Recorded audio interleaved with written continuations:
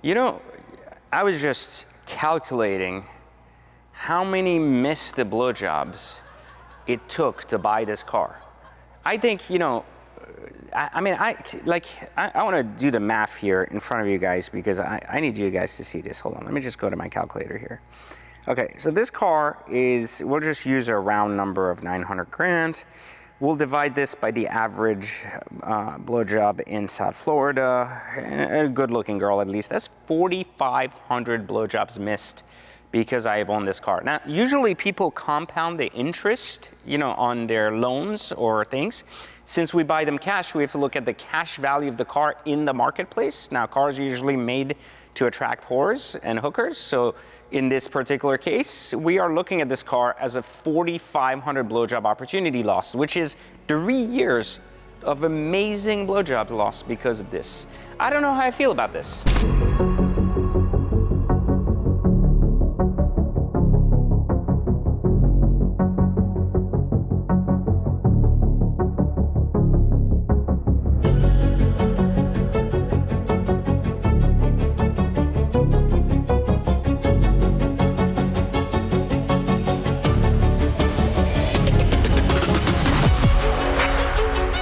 Welcome back to Exotic Car Hacks, and today we are not talking about the blowjob ratio of the Ford GT, but we're rather talking about the reality of living with a Ford GT for now 2 years. One thing I talk about a lot on this channel is the power of owning a car instead of jerking off on the internet to cars and actually driving it, using it to get a good feel or review of it. So if you don't understand what that means, it's probably because you watch a lot of regular guys on YouTube borrow cars and they do reviews on the cars, and then these cars disappear and they don't get to live with them. So I own all my cars outright, so I get to actually enjoy them.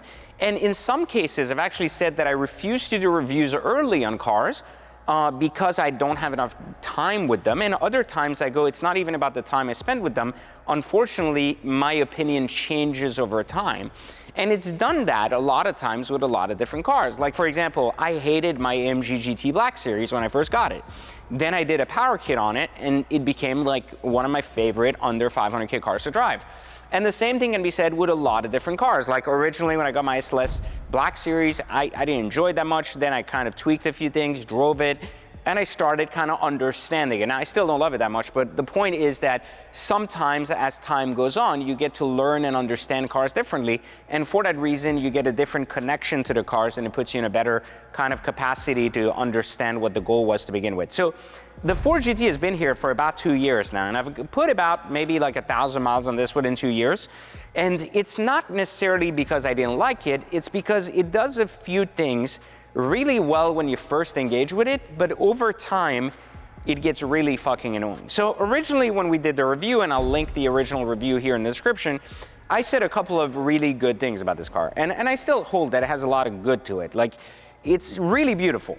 I mean, remember this car was only like 700 grand when it came out. So look at the design and the size and what you get for 700 grand. I would argue this is 765 territory. This is SVJ territory, and it's very good looking for a car like that.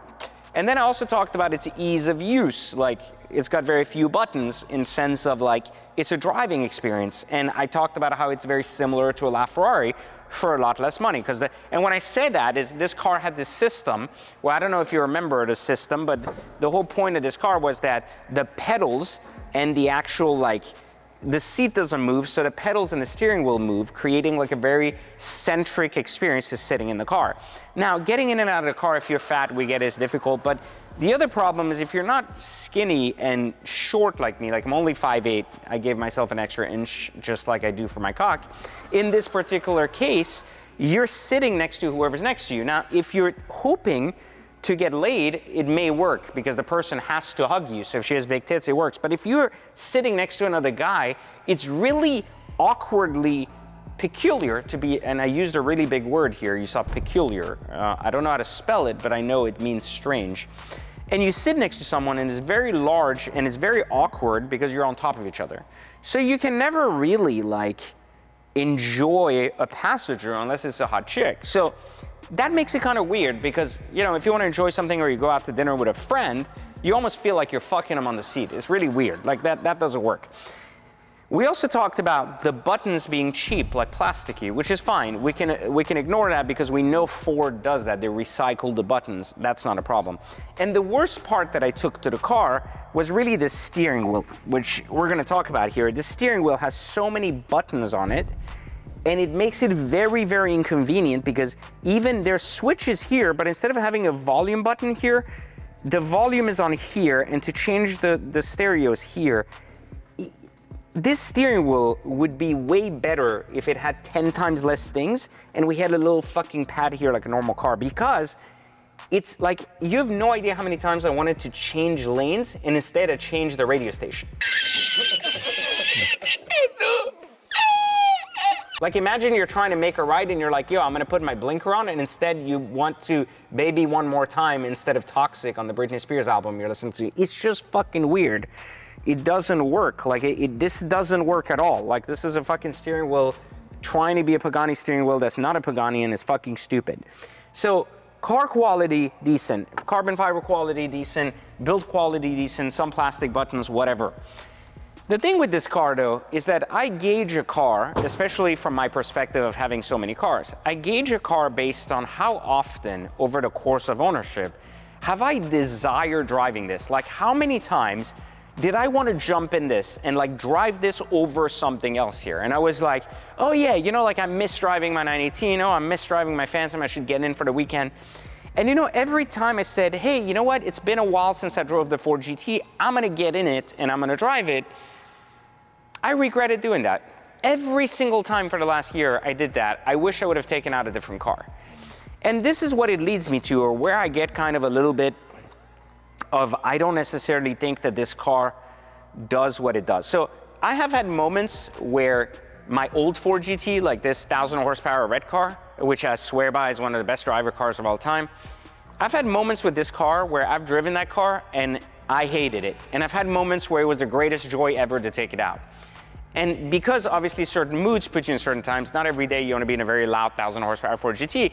So I understood that it had to do with moods, but the enjoyable days were very enjoyable. The thing with this car is, no matter how enjoyable the days are, the driving experience never is. Like, there is not one point where I've driven this car where I felt so much better than if I would have picked another car, or that it fit the personality so well. There is literally zero cargo space anywhere, like nowhere. It took me 2 months to figure out it even has a cup holder because it's hidden under something in a corner. It does have a cup holder, which is actually a really useful thing. But it barely has anything to put a registration in or anything, so it gets annoying. And then the trunk is this little compartment right here is the trunk, and it gets boiling hot in here, so nothing happens either. This car is absolutely beautiful. And if you have a lot of other super epic cars, it's really useless in a lot of ways. It doesn't necessarily do anything better than any other car here. And the worst part about it, it doesn't necessarily do it with more fun. And so one of the reasons why I've decided to kind of part ways with this car is, even though I adore the paint, the design and everything, and I think it's one of the best entry to the hypercar game, like the car in between the cool SVJ driver and the tomorrow Senna owner, and then next after that buying a 918 or something more exciting, this car is a perfect introduction to hypercars. But it's also completely useless if you already have a collection of hypercars. It just doesn't do it anymore.